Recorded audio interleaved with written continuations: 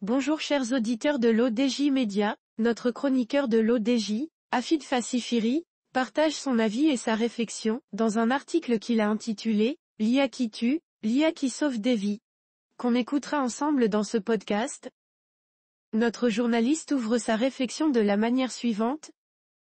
Il n'y en a plus, depuis quelques mois, que pour l'intelligence artificielle et cette dernière est souvent présentée comme l'innovation majeure, qui va sauver l'humanité.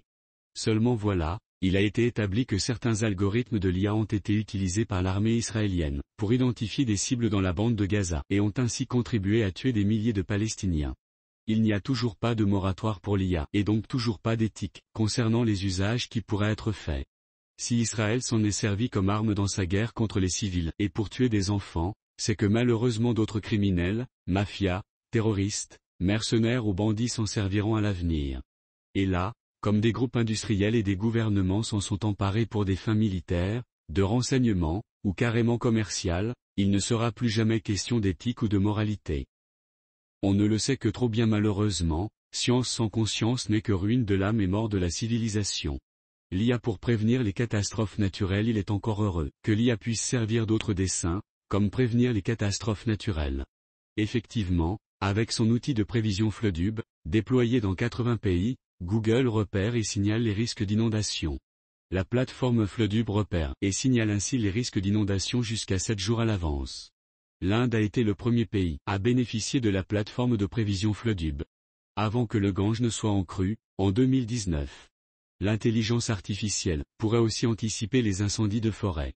C'est un article de recherche publié dans Nature signé par les concepteurs de cette innovation qui donne tout son sens à l'intelligence artificielle. Ces derniers ont mis au point un outil de prédiction des inondations jusqu'à 7 jours avant la catastrophe. Alors que les effets du changement climatique s'aggravent, les inondations surviennent souvent dans des endroits inattendus.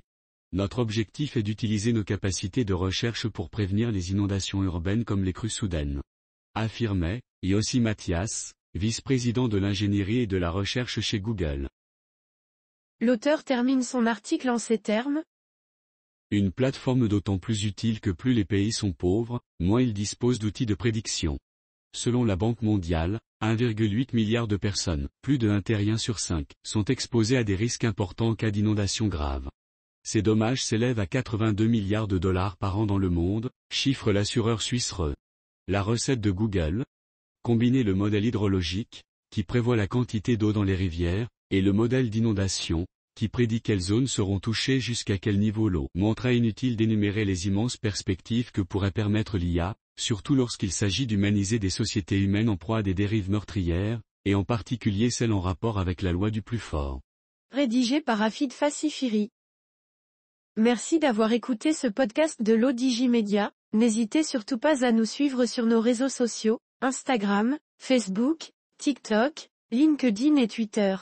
Alors, on se dit au prochain podcast de nos chroniqueurs de l'ODJ, et à très bientôt.